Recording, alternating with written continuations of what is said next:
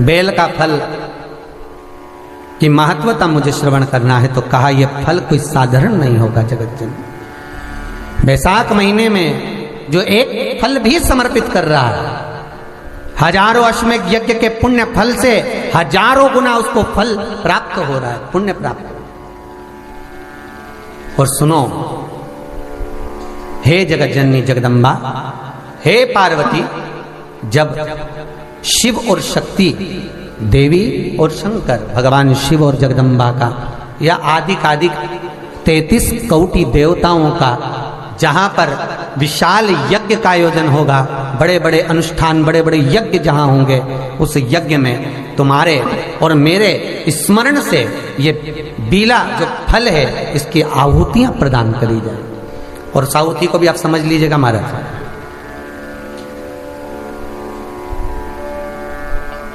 एक वो भी आप समझ लें कि जैसे अष्टमी तिथि या नौमी तिथि किसी भी महीने की,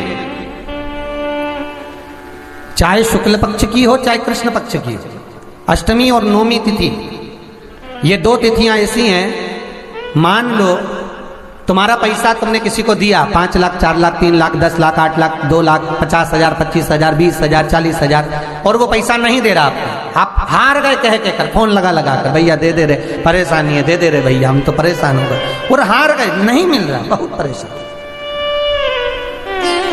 तो महाराज किसी भी अष्टमी या नौमी तिथि के दिन आप माँ जगत जननी जगदम्बा का शिव के साथ में, शिव शक्ति का स्मरण कर कर देवी के नाम की 9 आहुतियां, सूखे बीले की, मतलब बीला जो सूख चुका है, फल जो सूख चुका है, उसकी 9 आहुतियां अग्नि में शंकर और सती के नाम से, शंकर और शिव के नाम से समर्पित करें। और आखिरी आहुति जो समर्पित करें उसमें थोड़ा सा भाग तिल का, और तिल भी काली नहीं चढ़ती उसमें, श्वेत तिल का भाग उसके साथ लगाकर समर्पित करें, और जिससे धन लेना है उसका नाम लेकर वो समर्पित करें महाराज, उसको सुध आएगी और वो पैसा किसी भी हाल में आपके हाथ में थमाकर जाएगा ही, ये पक्का है।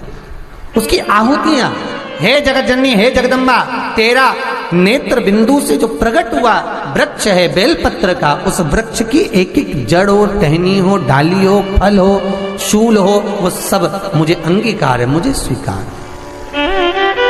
मुझे स्वीकार। उसका आनंद सुख देने वाला है जगदम्बा माँ पार्वती शिव जी के साथ में आनंद में विराजमान। और एक निवेदन आप सबसे कहूंगा, प्रयास करिएगा जीवन में 2 रोटी कम खा लो पर किसी से कर्जा मत लो, मत लो।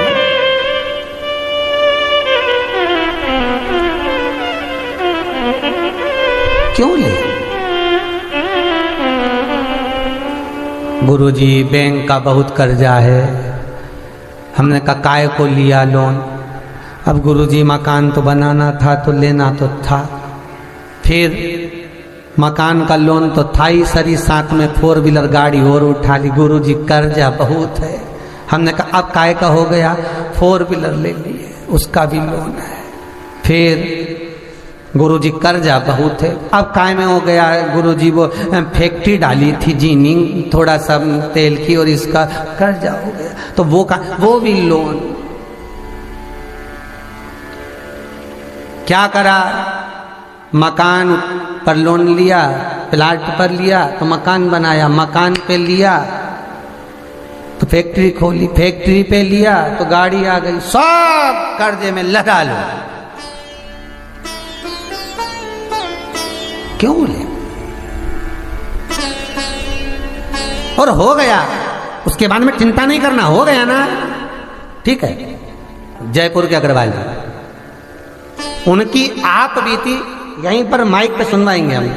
वो कहते हैं गुरुजी पूर्ण तरह से बर्बाद हो गया लॉकडाउन में, 1 रुपया नहीं बचा, और जा रहे थे सुसाइड करने, कहीं मोबाइल पर किसी मित्र ने कथा सुना दी और बस रुक गए कि अब नहीं मरना, महाराज के एरिया है कि भटको गए, अब नहीं मरना। और कथा भी वही मिली, भटकने वाली, मर तो जाओगे बेटा, गति बिगड़ जाएगा। मरना सरल है बहुत, और तरना भी तो देखो है? ट्रेन के लोकल डब्बे में चढ़ जाओ, जगह है नहीं, हमारे को तो सब मिली नहीं, हमने तो फर्स्ट एसी का टिकट कराया उसमें भी नहीं मिली, सेकंड एसी का वो भी नहीं मिली, थर्ड एसी का कराया वो भी नहीं मिली, फिर रिजर्वेशन कराया स्लीपर का वो भी नहीं मिला, तो जाना तो था, चढ़ गए लोकल में और दादा बाथरूम में लटके और आखिरी में मंजिल तक भी नहीं पहुंचे कि मैं तो अगला स्टेशन को उतर जाऊं, मेरे काका से नहीं बने दादा, लटका लटका मारा तो पाँव हाथ टूट गया और अगला स्टेशन पर उतरी। तो ऐसा काम काय को करो, जब ऊपर बैकुंठ और नरक के सारी सीटें फुल, तो तुम्हें तो लोकल में लटक नहीं पड़ेगा, फिर ऊपर तुम्हें कहाँ रिजर्वेशन मिल रही है कि तुम्हें बैकुंठ ले जाए कि नरक ले जाए, लटके रहो, अब नीचे ही लटको, कौन ले जाए। तो कहा गुरुजी बड़े तकलीफ में आ गए और ऐसा हो गया और करोड़ों रुपए का कर्जा हो रहा, अब क्या। तो हमने कहा बताओ इतना कर्जा होने के बाद तुम यहाँ काय को आ गए ऋषि, और तो कि बस अपने टीवी में देखा था कि लटक जाओगे इसलिए हम यही लटके आ तो गए, यही आपस में मिले हो। हमने कहा तुम बाहर बैठो, जयपुर से आयो।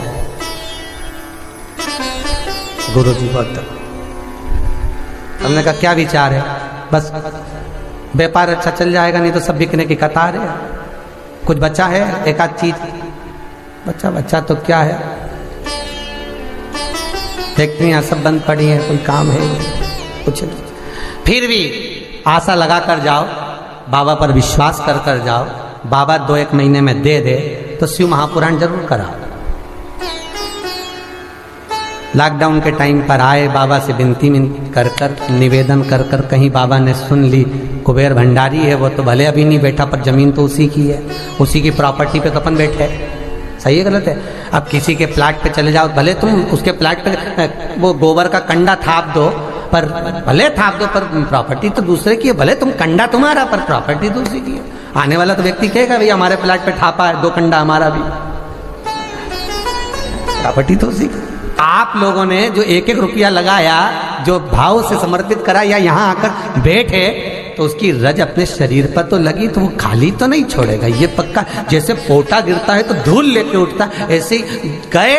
और उसके बाद में इनकी जब सूचना आई, गुरुजी तैयारी करो, शिव महापुराण बाबा कृपा करो। सबसे बड़ी बात तो यह है कि यहाँ आए हो तो बस पाओ, भोजन करो, भजन करो, स्मरण करो, कीर्तन करो, यहाँ कोई पैसा दिला तो लगना नहीं तुम्हारे को, रुकने का ना खाए का ना खाए का, बस आनंद करो, जाओ। फिर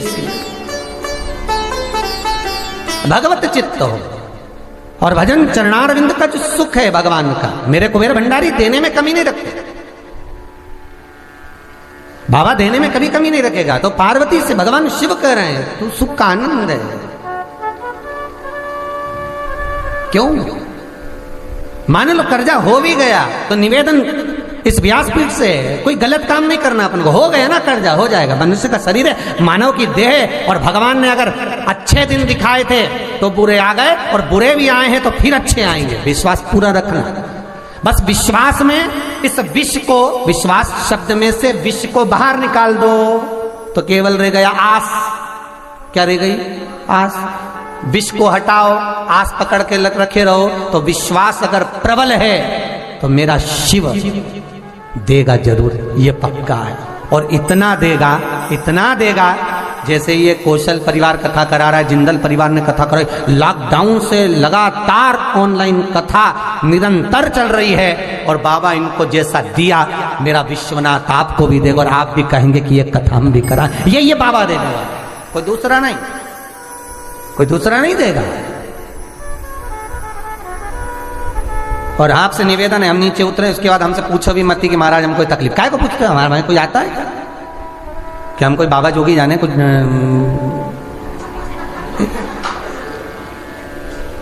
नहीं, बस ये पुराण भली और विश्वनाथ भला, सबसे बड़ा डॉक्टर वही है महाराज, उसके सिवाय कोई नहीं दुनिया में, जो कोई नहीं।